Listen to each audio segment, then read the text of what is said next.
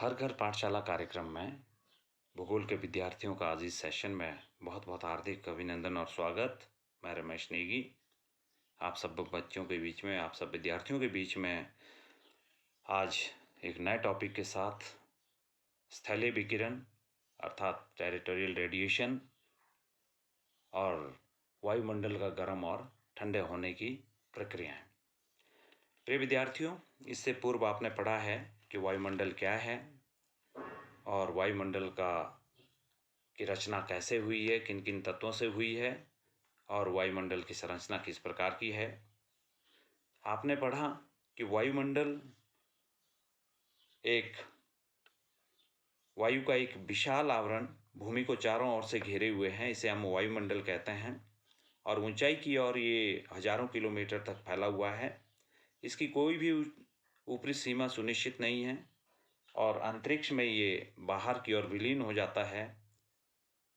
धरातल के नज़दीक ये बहुत घनी गैसों के रूप में है और ऊंचाई की ओर ये विरल हो जाता है।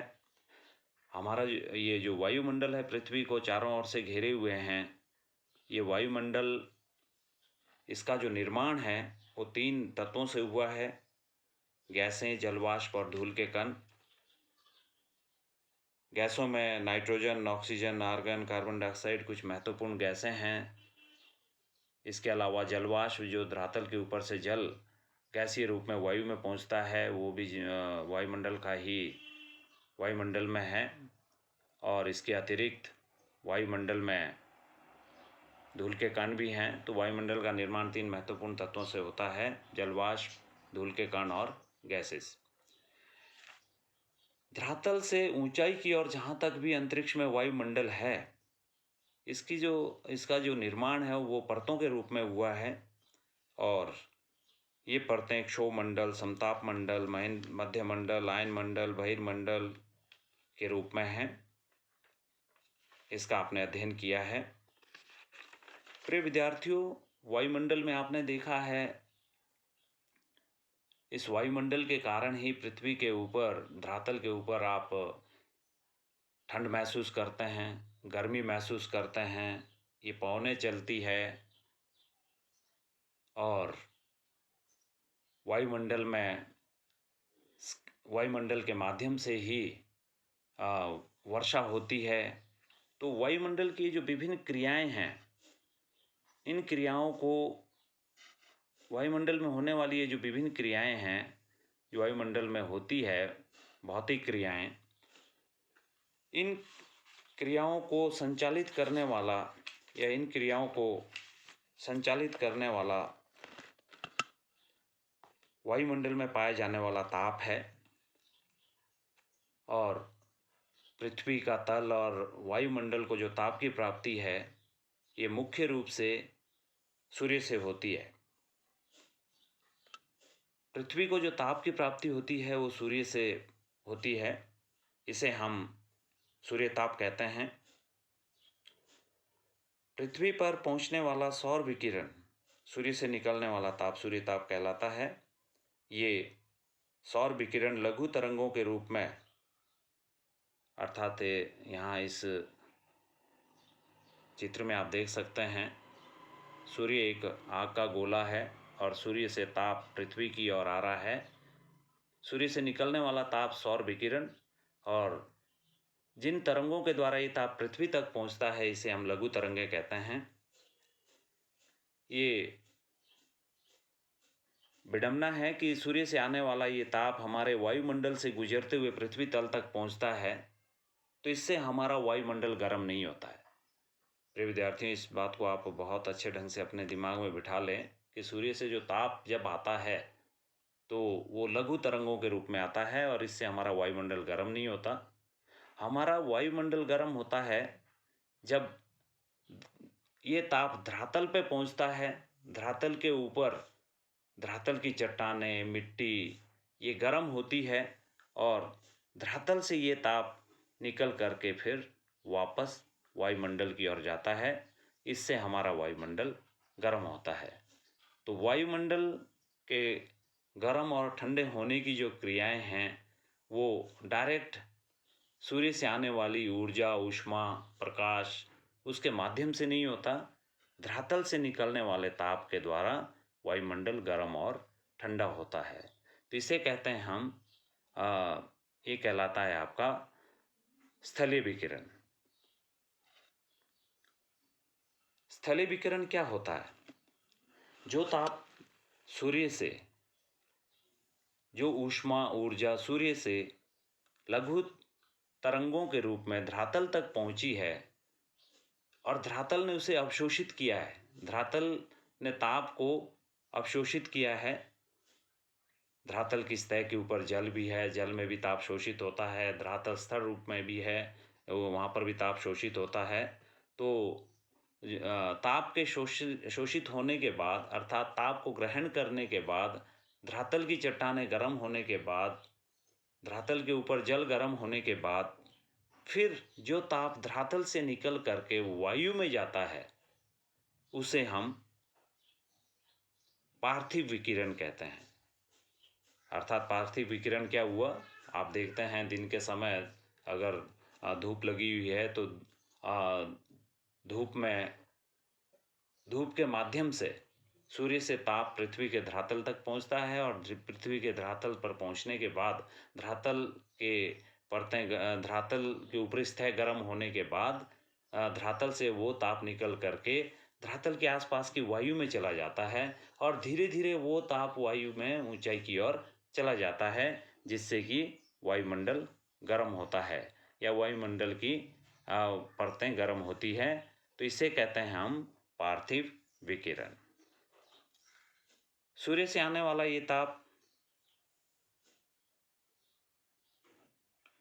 लघु तरंगों के रूप में, यहाँ आप इस बात को अच्छे ढंग से जान लें कि सूर्य से पृथ्वी की ओर जो ताप आ रहा है ये लघु तरंगें होती है ताप की, और धरातल से जो ताप निकल करके वापस वायुमंडल की ओर जा रहा है ये दीर्घ तरंगों के रूप में जाता है और लॉन्ग वेव्स के रूप में। और धरातल से निकले हुए इस ताप के द्वारा, ताप जो वायु में जाता है, इसी के द्वारा हमारा वायुमंडल गर्म होता है। अधिकांश हमारे वायुमंडल के गर्म होने का कारण है धरातल से निकला हुआ ताप, और वो ताप वायुमंडल में जाकर के वायुमंडल में पाए जाने वाले विभिन्न तत्वों, जलवाष्प है, गैसें हैं या डस्ट पार्टिकल्स हैं, वो धरातल से निकले हुए विकिरण के ताप का वायुमंडल में अवशोषण करते हैं और वायुमंडल में वो ताप टिका रहता है, जिससे कि हमारा वायुमंडल गर्म होता है। तो इसे कहते हैं हम पार्थिव विकिरण। धरातल से निकलने वाला ताप पार्थिव विकिरण कहलाता है, परंतु ये धरातल को भी, भूतल को भी ये सूर्य से ही लघु तरंगों के रूप में प्राप्त होता है और उसके बाद ये ताप वायु में जाता है, जिसे हम दीर्घ तरंगें कहते हैं। वायुमंडल का ताप, वायुमंडल में ताप अर्थात वायुमंडल का गर्म और ठंडा होना। हमारा वायुमंडल हमेशा एक जैसा नहीं रहता, और आपने भी देखा है दिन के समय सूर्य ताप की प्राप्ति होती है, रात के समय अंधेरा होता है, सूर्य ताप की प्राप्ति नहीं होती है। तो उस समय भी देखा है आपने कि वायुमंडल गर्म होता है। गर्मियों के मौसम में देखा पूरी रात भर भी हमारी वायु गर्म रहती है, जबकि सूर्य से ताप की प्राप्ति नहीं हो रही होती है। तो वायुमंडल में ये जो ताप है, धरातल से विकिरण के रूप में निकला हुआ ताप वायुमंडल में पहुंचा है और वायुमंडल गर्म रहता है। तो धीरे धीरे ये ताप वायुमंडल की निचली परतों से ऊपरली परतों में, ऊपरली परतों से और ऊपर की परतों में, और इस प्रकार से ताप निकल करके ब्रह्मांड में और अंतरिक्ष में चला जाता है। तो वायुमंडल के गर्म होने के लिए सबसे ज़्यादा जो महत्वपूर्ण कारक है वो है स्थलीय विकिरण। स्थलीय विकिरण जो ताप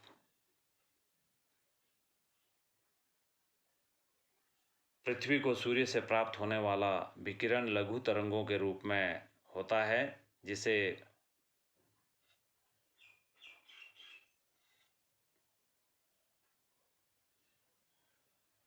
वायुमंडल नहीं, सोख सकता।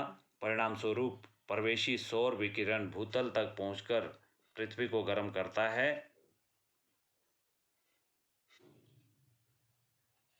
गर्म होकर पृथ्वी विकिरणीय पिंड बन जाता है और वायुमंडल में दीर्घ तरंगों के रूप में ऊर्जा का विकिरण करने लगता है। ये ऊर्जा वायुमंडल की नीचे से गर्म करती है और इस प्रक्रिया को पार्थिव विकिरण कहते हैं। धरातल से निकला हुआ ताप जो निकल करके आप देखते हैं सर्दियों के मौसम में सुबह के समय जब सूर्य की किरणें धरातल पर पहुंचती है तो धीरे धीरे 1-2 घंटे बाद आप देखेंगे कि आसपास की वायु गर्म हो जाती है। तो डियर स्टूडेंट, आपको ये मालूम होना चाहिए कि जो वायु गर्म हो रही है वो सूर्य से आने वाली किरणों से नहीं होता है। वो ताप आ करके धरातल को गर्म करता है, धरातल से वो ताप निकल करके सबसे पहले धरातल के नज़दीक की वायु में पहुंचता है और धीरे धीरे वो ताप ऊंचाई की ओर ऊपर की ओर वायुमंडल की परतों में जाता है। तो इस ताप को हम पार्थिव विकिरण कहते हैं और ये ताप निकल करके जब वायु को धरातल के नज़दीक की वायु को उससे ऊपर की वायु को गर्म करती जाएगी तो इस प्रकार से वायुमंडल को ताप की प्राप्ति होती है। इसे हम पार्थिव विकिरण कहते हैं। पार्थिव विकिरण के अलावा वायुमंडल के गर्म होने का दूसरा महत्वपूर्ण कारक है संचालन। संचालन जब कभी दो भिन्न ऊष्मा वाले शरीर एक दूसरे के संपर्क में आते हैं तो उष्णता तक गर्म शरीर ठंडे शरीर में प्रवेश कर जाता है और इस क्रिया को संचालन कहते हैं। अब जैसे आपने देखा कि धरातल के नज़दीक की वायु गर्म होगी और धूप लगातार या ऊष्मा ऊर्जा लघु तरंगों के रूप में धरातल पर लगातार आ रही है और धरातल गर्म हो रहा है और धरातल उस ताप को अवशोषित करके धरातलीय विकिरण के रूप में वो ताप वापस निकल करके वायु में जा रहा है। तो सबसे पहले धरातल के नज़दीक की वायु गर्म होगी और धीरे धीरे उससे ऊपर की वायु भी गर्म होगी और वो ताप वायु में ऊंचाई की ओर जाता रहेगा। अर्थात धरातल के नज़दीक की वायु गर्म होने के बाद उससे ऊपर की वायु गर्म होगी। यहाँ तो उस क्रिया को हम क्या कहते हैं? संचालन कहते हैं। वायु ऊष्मा की कुचालक है, अतः संचालन प्रक्रिया वायुमंडल के गर्म करने के लिए सबसे कम महत्वपूर्ण है और इसमें वायुमंडल की केवल निचली परतें ही गर्म होती है। तो संचालन के माध्यम से भी ताप निकल करके धरातल के नज़दीक की वायु से निकल करके ऊपर की वायु में पहुंचता रहता है। तो इसे हम क्या संचालन कहते हैं। तो संचालन के माध्यम से धरातल के नज़दीक की वायु गर्म होती है। अगला है संवहन। संवहन किसी गैसीय अथवा तरल पदार्थ के एक भाग से दूसरे भाग की ओर उनके अणुओं द्वारा ऊष्मा के संचार को संचलन कहते हैं। ये संचार गैसीय तथा तरल पदार्थों में इसलिए होता है क्योंकि उनके अणुओं के बीच का संबंध कमजोर होता है और ये प्रक्रिया ठोस पदार्थों में नहीं होती है। जैसे आपने देखा कि जो गैसीय पदार्थों में है, धरातल के नज़दीक की वायु जब गर्म होगी तो वो वायु हल्की हो जाती है, ठंडी हो जाती है। सॉरी, जैसे जैसे आपने देखा है कि ऊपर की ओर जब ताप जाएगा वायुमंडल में तो धरातल के नज़दीक की वायु गर्म होकर के हल्की हो जाती है और हल्की होने के बाद वो वायु उसका भार भी कम हो जाता है और उसका आकार बढ़ जाता है और मान लो लगभग 1 किलोमीटर तक की वायु गर्म हो गई तो ऊंचाई की और उससे ऊपर की जो वायु है वो ठंडी होती है तो वो भारी होती है, नीचे की वायु हल्की होती है। तो ऐसी स्थिति में धरातल के नज़दीक की वायु वहाँ से ऊंचाई की ओर चली जाती है क्योंकि वो हल्की है और इस प्रकार से ऊंचाई में जाने के बाद ऊपर की जो गर्म वायु है, ठंडी वायु है, वो धरातल के नज़दीक आ जाती है। तो इस क्रिया को हम संवहन कहते हैं। इसके अलावा अगला है अभिवहन।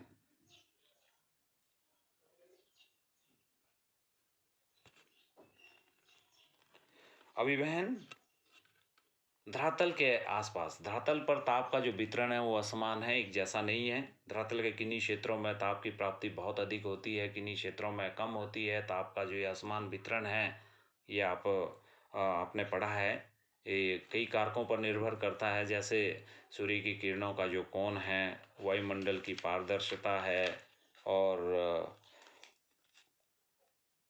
दिन की लंबाई है। और तो इस प्रकार से ताप की प्राप्ति धरातल के विभिन्न क्षेत्रों में एक जैसी नहीं है।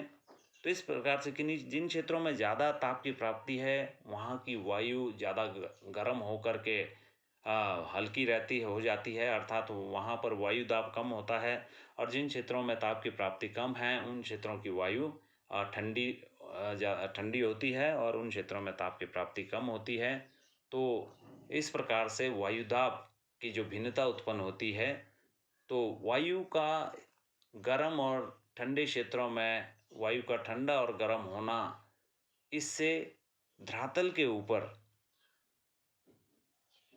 ठंडे क्षेत्रों से वायु गर्म क्षेत्रों की ओर आती है, तो इसे कहते हैं हम अभिवहन। अगर ठंडे क्षेत्रों की वायु गर्म क्षेत्र की ओर आएगी और वहाँ की वायु अभिवहन के वहाँ की वायु संवहन के द्वारा ऊंचाई की ओर चली जाती है, गर्म वायु, तो इस प्रकार से वायु कभी भी अपने तल को खाली नहीं रखती है। तो पवन के द्वारा ठंडी वायु उन क्षेत्रों में आएगी और वहाँ के तापमान को ठंडा कर देगी। और इसी प्रकार से गर्म क्षेत्रों से भी वायु ठंडे क्षेत्रों की ओर जाती है, जब वहाँ की वायु अन्य क्षेत्रों की ओर चली जाती है। तो इस प्रकार से धरातल के क्षैतिज स्तर पर तापमान में अंतर आ जाता है। गर्म क्षेत्र ज़्यादा गर्म नहीं रहते हैं। आपने कई बार देखा है कि किन्हीं क्षेत्रों में बहुत ज़्यादा जहाँ गर्मी पड़ रही होती है दिन के समय, आपने महसूस किया है कि वहाँ पर ठंडी हवा का झोंका आता है, तो वो अभिवहन क्रिया के द्वारा ठंडे क्षेत्रों की वायु क्षेत्र की ओर आती है, तो वहाँ के तापमान को कम कर देती है। तो इस प्रकार से वहाँ का जो धरातल का वायु का तापमान है वो कम हो जाता है अन्य क्षेत्रों से ठंडी वायु के क्षेत्र में पहुँचने के कारण।